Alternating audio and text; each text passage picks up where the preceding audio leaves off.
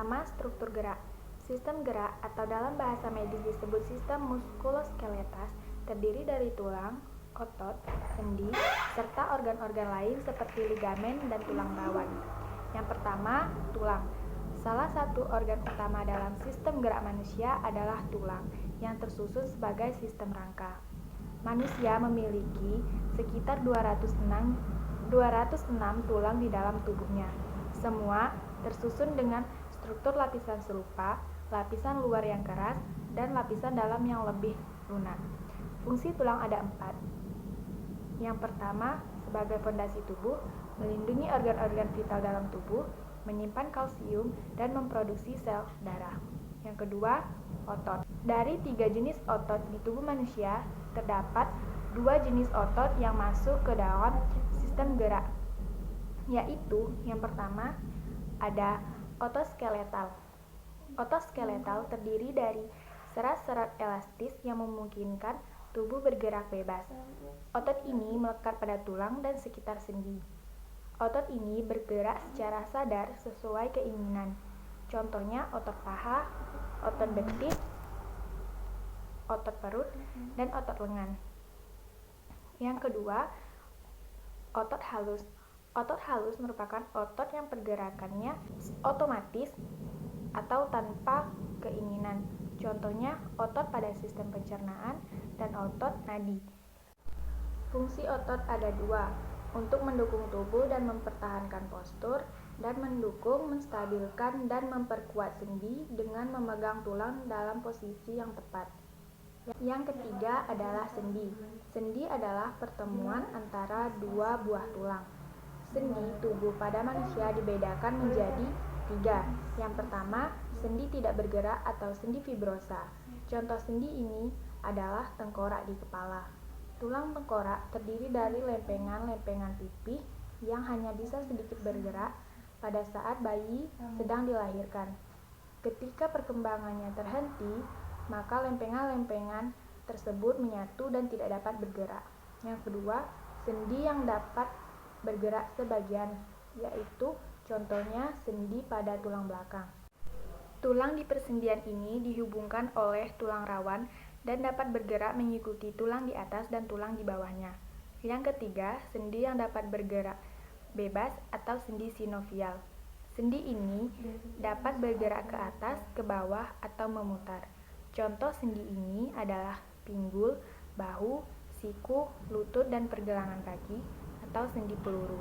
Sendi terbagi menjadi 3, yaitu sendi engsel atau pergerakannya hanya satu arah, seperti sendi lutut dan siku. Yang kedua, sendi putar atau pergerakannya ke kiri, ke kanan, ke atas, dan ke bawah. Contohnya kepala. Yang ketiga, sendi ball and socket yang bergerak bebas. Satu tulang berada di cekukan tulang yang lain, seperti pinggul dan bahu. Fungsi sendi sebagai penghubung antar tulang, memberikan fleksibilitas dan pergerakan pada tempatnya sebagai poros anggota tubuh dan memberikan kestabilan pada tubuh. Berikutnya, panca indera. Panca indera merupakan alat tubuh yang berfungsi mengetahui keadaan luar. Terdiri dari indera penglihat, mata, indera pendengar, telinga, indera penciuman hidung, indera pengecap lidah, dan indera peraba yaitu kulit. Yang pertama, indera penglihat. Mata merupakan alat indera yang sangat kompleks. Mata adalah organ yang bekerjanya terkait dengan cahaya, yaitu gelap terang, warna, serta benda yang dilihat. Bagian-bagian mata, yang pertama kornea atau selaput bening, yang berguna meneruskan cahaya yang masuk ke dalam mata dan berakhir pada retina. Yang kedua, iris atau selaput pelangi. Iris terletak di belakang kornea. Di tengah iris terdapat celah mata atau pupil. Iris berguna untuk mengatur banyaknya cahaya yang masuk ke dalam mata. Yang ketiga, lensa. Lensa berguna untuk memfokuskan cahaya masuk ke mata jatuh tepat pada retina. Lensa mampu melakukan akomodasi atau kemampuan untuk mencembung atau memipih. Yang berikutnya, badan bening yang berguna untuk meneruskan cahaya yang telah melewati atau melalui lensa. Berikutnya retina atau selaput jala yang berguna untuk menangkap cahaya yang masuk ke dalam mata. Berikutnya yaitu saraf mata yang berguna untuk meneruskan rangsang ke otak. Yang kedua, indera pendengar, yaitu telinga. Telinga adalah indera pendengaran dan organ yang menjaga keseimbangan. Telinga memiliki reseptor khusus untuk mengenali getaran suara. Frekuensi getaran yang dapat didengar oleh manusia yaitu 20 Hz sampai 20.000 Hz. Bagian-bagian telinga ada telinga luar yang terdiri dari daun telinga, lubang telinga, dan saluran telinga luar yang berguna untuk menangkap getaran suara yang masuk ke dalam telinga. Yang kedua, telinga tengah. Telinga tengah terdiri dari selaput pendengaran atau gendang telinga, tulang-tulang pendengaran, dan saluran eustachius. Pada saat getaran masuk ke dalam telinga, maka gendang telinga dan tulang-tulang pendengaran akan bergetar. Saluran eustachius berfungsi untuk menghubungkan rongga telinga dan rongga mulut. Yang ketiga, telinga dalam, yang terdiri dari tingkap jorong dan rumah siput yang berguna meneruskan rangsang ke otak. Sistem panca indera yang ketiga adalah indera penciuman, yaitu hidung. Selain sebagai alat pernapasan, hidung juga merupakan sistem indera. Di dalam hidung terdapat saraf pembau. Rangsang bau yang diterima hidung diteruskan ke otak. Hidung terdiri dari rambut halus yang berfungsi menyaring udara yang masuk. Rambut halus peka terhadap bau. Kumpulan ujung saraf pembau dan serat saraf yang berfungsi untuk mengirim rangsang bau ke otak. Yang keempat, indera pengecap, yaitu lidah. Lidah adalah organ yang berfungsi sebagai reseptor kimiawi yang berada di dalam mulut. Lidah berfungsi membantu mengatur letak makanan saat mengunyah, membantu dalam berbicara, dan membantu dalam menelan. Ada dua otot yang berperan aktif pada pergerakan lidah, yaitu otot intrinsik dan otot ekstrinsik. Otot intrinsik mengatur gerakan-gerakan halus lidah, sedangkan otot ekstrinsik mengaitkan lidah dalam melakukan beberapa gerakan kasar. Lidah terdiri dari 3 bagian, yaitu ujung lidah yang berfungsi sebagai perasa rasa manis, samping lidah yang berfungsi sebagai perasa rasa asam dan asin, dan yang terakhir, pangkal lidah yang berfungsi sebagai perasa rasa pahit.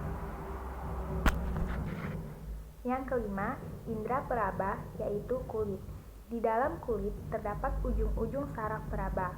Kulit dapat membedakan kasar, halus, panas, dingin, dan sakit.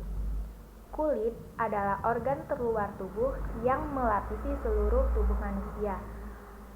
Fungsi kulit yaitu sebagai pelindung tubuh dari hal-hal yang membahayakan, salah satu organ ekskresi, dan pengatur suhu tubuh. Kulit terdiri dari 3 bagian. Yang pertama, lapisan epidermis atau lapisan luar atau kulit ari. Lapisan ini memiliki tebal sekitar 0,1 mm yang terdiri dari 4 jaringan epitel. 4 lapisan epidermis yaitu lapisan tanduk, lapisan Malpighi, lapisan spinosum, dan lapisan basal. Kemudian, yang kedua, lapisan dermis atau kulit jangan. Lapisan dermis terdiri dari pembuluh kapiler, kelenjar minyak, kantung rambut, ujung-ujung saraf indera, dan kelenjar keringat. Yang ketiga, hipodermis atau jaringan ikat bawah kulit yang berfungsi tempat penyimpanan lemak dalam tubuh. Selain itu, juga berfungsi melindungi dari benturan keras, pengatur suhu tubuh, penyimpan panas, dan sumber energi cadangan. Sistem ekresi adalah proses pengeluaran zat-zat sisa metabolisme yang sudah tidak lagi digunakan oleh tubuh. Zat ini berupa karbon dioksida, urin, urea, keringat, dan senyawa-senyawa yang bersifat toksik atau racun. Sistem ekresi yang pertama yaitu ginjal. Ginjal atau Organ ekskresi manusia yang berbentuk seperti kacang berjumlah 2 dan terletak di kiri dan kanan tulang belakang. Fungsi ginjal yaitu untuk melakukan penyaringan terhadap darah di dalam tubuh, mengatur tingkat keseimbangan air, mengatur konsentrasi garam dalam tubuh. Sebagai alat ekskresi, ginjal akan melakukan 3 tahapan. Tahapan yang pertama yaitu penyaringan atau filtrasi. Ginjal menyaring cairan dalam tubuh sebelum kembali ke jantung dan paru-paru. Hasil dari tahapan ini adalah urin primer yang mengandung air, glukosa, dan asam amino. Tahapan yang kedua yaitu penyerapan kembali atau reabsorpsi. Pada tahap ini terjadi di tubulus contortus proximal.